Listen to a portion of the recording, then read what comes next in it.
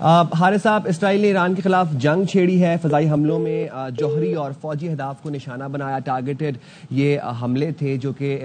Tehran میں residential areas کے اوپر کیے گئے۔ کیسے دیکھتے ہیں اس تمام تر صورتحال کو، اور اب ایران کا جواب کیسے دیکھتے ہیں آپ؟ لیکن سچویشن بہت خطرناک ہے، اس لیے کہ ظاہر ہے کہ ایک تو اسرائیل نے ان کے تمام کمانڈ ایلیمنٹس کے اوپر دفاع ان کا ہیڈ کوارٹر وہاں اٹیک کیا ہے اور ان کے کمانڈ ایلیمنٹس کو کافی نقصان تھا۔ تو جنرلی ایسے نہیں کیا جاتا، آپ اینٹی سسٹمات پہ جا سکتے ہیں، آپ دوسرے جو آپ کے ملٹری ٹارگیٹ پہ جا سکتے ہیں، آپ ان کے ڈیفینس ٹارگیٹ پہ جا سکتے ہیں، میزائل سائٹ پہ جا سکتے ہیں۔ جنرلی آپ ٹاپ لیڈرشپ کو اس طرح اٹیک بھی کرتے ہیں، بٹ یہ کسی الگ نے بھی ایران کو بھی سوچنا چاہیے کہ کیا ان کو اپنے کمانڈ سے ایکسپوز کرنا چاہیے تھا۔ ہمیشہ جب بھی کہیں نہ کہیں ایران میں اور اسرائیل اٹیک کرتا ہے تو ان کے پاس پوری انفارمیشن ہوتی ہے کہ اس وقت کہاں پر ان کی کمانڈر، یاد ہو آپ کو کچھ عرصہ پہلے جب حماس کا لیڈر وہاں پر سے ایران میں آئے تو وہاں بھی ٹارگیٹ کرنے سے مطلب یہ ہے کہ ان کے پاس تمام انفارمیشن ہوتی ہے ایران کی، ان کے انٹیلیجنس فورسز ایسی ہیں، ان کے اپنے جاسوس رکھتے ہیں کہ ہر قسم کی انفارمیشن ہوتی ہے، اور یہ بہت بڑا لاس ہے کہ ان کے کمانڈ لیول کے تقریباً کافی زیادہ ان کا نقصان نہیں کرنا چاہیے میں اب یہ نہیں، لیکن آئی ایم شیور کہ ایران نے پوری پلاننگ کی ہوگی، اس کے بعد وہ ریٹیلیٹ ضرور کریں گے، اور ریٹیلیٹ کرنے کے لیے ایران کے اسرائیل نے اپنی ڈیفینس کا سسٹم جو ہے وہ بھی تیار رکھا ہوگا۔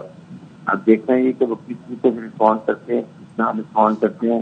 اور اس کے بعد کتنا نقصان ہوتا ہے، کیونکہ امریکن کی بیسک سپورٹ ہے، امریکن کی اس میں ہر حالت میں جو مرضی شامل ہے، اس چیز میں کوئی ڈاؤٹ نہیں ہونا چاہیے۔ کل سے انہوں نے اپنی تمام فیملی جو تھی مڈل ایسٹ کی، عراق کی، سیریا کی، ان کو وہاں سے واپس جانا شروع کر دیا تھا، اور ان نے پوری پلاننگ کر کے اسرائیل کرنے کی تیاری کی ہے، بیکاز یہ واقع کہ ایران کو جتنے بھی نیوکلیر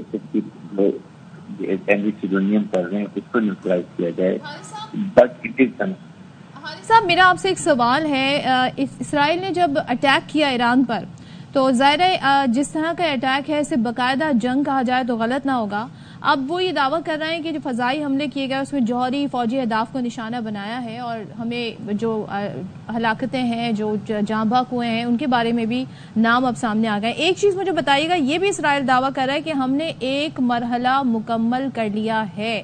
تو کیا اب مزید مراحل آئیں گے، اور اس کا فیصلہ کیسے ہوگا؟ ایران کے جواب پر منحصر ہے، یا پھر آپ کو لگتا ہے کہ اسرائیل اب رات میں کسی اور وقت میں یہ تعین کرے گا کہ اب اسے دوسرا اٹیک کرنا ہے؟ ہوگا کیا آپ کے خیال میں؟ دیکھیں سر، ایک بات یاد رکھیں کہ ایران نے پوری پلاننگ کی ہوئی تھی، اور وہ لاسٹ اکتوبر سے تیار بیٹھا ہوا تھا، جس وقت انہوں نے ان کے میزائل سائٹ کو اڑایا تھا، اور آپ کو یاد ہو یہاں کافی نقصان پہنچایا تھا۔ اس وقت سے امریکن اس کو پوچھ کر رہے تھے کہ یہ نہ کرتے، کیونکہ دے وانٹیڈ فرسٹ کہ یہ جتنا حماس ہے، اس کے بعد حزب اللہ ہے، ہوتی ہے، ان کی جتنی ایران کی پراکسی ہے ان کو پہلے کمزور کیا جائے، تاکہ ادھر سے جب عراق سے ایران میں حملہ کیا جائے تو ان کو وہاں سے ان سے ریٹیلیشن نہ ہو سکے۔ لیکن اس کے بعد امریکن نے روکا ہوا تھا، اور پھر امریکن ایڈمنسٹریشن بھی کر رہے تھے، اور لبنان میں حملہ کرنے کی اثر تھے، لیکن یہ نظر آ رہا تھا کہ ایران اس وقت اسرائیل سوچ رہا تھا کہ یہ سائٹ ہے کہ یہ ساری سائٹ حزب اللہ، حماس، ہوتی ہو رہے ہیں، اور اس وقت ایران کمزور ہو گئے، اس وقت اٹیک کیا گیا، اور وہی انہوں نے کیا ہے۔ لیکن مجھے یہ حیرانی ہے کہ اگر آپ نے اتنی نعرے بازی نکال کے ایران کرا تو ان کا ڈیفینس سسٹم کہاں تھا، کس طریقے سے انہوں نے آ کے تمام ان کو پینیٹریٹ کیا، اور پھر کمانڈ ایلیمنٹ کو ان کو جو نقصان پہنچایا۔ لیکن اس کے ساتھ آپ نے دیکھا ہو کہ اب ان کے لیڈر نے ایک ایران میں جنگ کر دی ہے، تو یہ ایران فائٹنگ نیشن وہ اس کو ایکسپٹ نہیں کریں گے، وہ ان کے پاس بھی ہائپر سونک میزائل ہیں۔ حارث صاحب، آپ نے کہا کہ پلان تو پہلے سے تھا، تو کہیں پر ہم یہ گٹھ جوڑ بھی دیکھتے ہیں، جس طریقے سے انڈیا نے پاکستان پر حملہ کیا، الحمدللہ ہم نے بھرپور جواب دیا، لیکن کیا آپ اسے پورے ایک پلان کا حصہ سمجھتے ہیں؟ یہاں سے انڈیا اس طرف حملہ، وہاں سے ایران پر اسرائیل حملہ، کوئی گٹھ جوڑ آپ کو لگتا ہے یا یہ محض اتفاق ہے؟ اس وقت تھی کوشش، لیکن اللہ کا شکر ہے پاکستان مسلح فوج نے جس طریقے سے تیاری کی ہوئی تھی اور پوری قوم نے مل کے اس کا مقابلہ کیا، اور 5-6 گھنٹے میں انڈیا کو بالکل چاروں چاند صفر کر دیا، اس سے اس پلان کو تھوڑا ڈیلے ہوا. مطلب ہو سکتا ہے کہ اسی وقت بھی پرماننٹ کہیں یہ اٹیک ہو جاتا ہے, لیکن کیونکہ وہ آفسٹ ہو گیا اس میں انڈیا نے امریکن کو بھی اسرائیل کو بھی لیٹ ڈاؤن کیا, ان کی ڈرون کو لیٹ ڈاؤن کیا, ان کی فینک فائٹنگ آرمی نہیں ہے, ان کے نہ پروفیشنل آرمی ہے, وہ ڈیلیور نہیں کر سکتی. تو اس لیے پھر انہوں نے رائٹ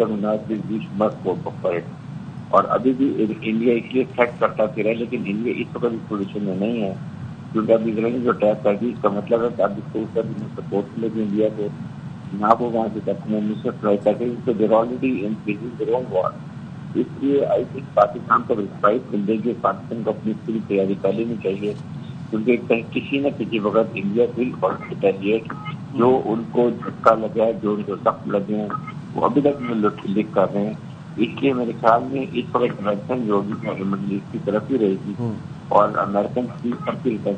حالات بہت خراب ہوتے جا رہے ہیں. لیکن ایران از اے فائٹنگ نیشن, ایران کے پاس خاصے پانے میزائل ہیں, ایران کی تصویر سے دو اور انہوں نے سلیکٹ کی ہوئے ٹارگیٹ تو بھی اٹیک کریں گے. حارث صاحب ایک چیز پہ ذرا روشنی ڈالیے گا, ایران اسرائیل تنازع کا اثر اب عرب ممالک پر کس طریقے سے پڑے گا, اور خاص طور پر اگر بات کی جائے مجھے یہ بتائیے گا ہمارے ناظرین کو, کیا یہ کشیدگی فلسطین مسئلے کو مزید پیچیدہ بنا سکتی ہے یا بنائے گی؟ دیکھیں فلسطین مسئلہ تو پہلے ہی تقریباً انہوں نے ریزالو کر لیا ہے, عرب ممالک کو دیکھ لیا انہوں نے کہ دے ڈڈ ناٹ اوپنلی, کوئی انہوں نے اس کی خاص سپورٹ نہیں کی, لپ سروس کی.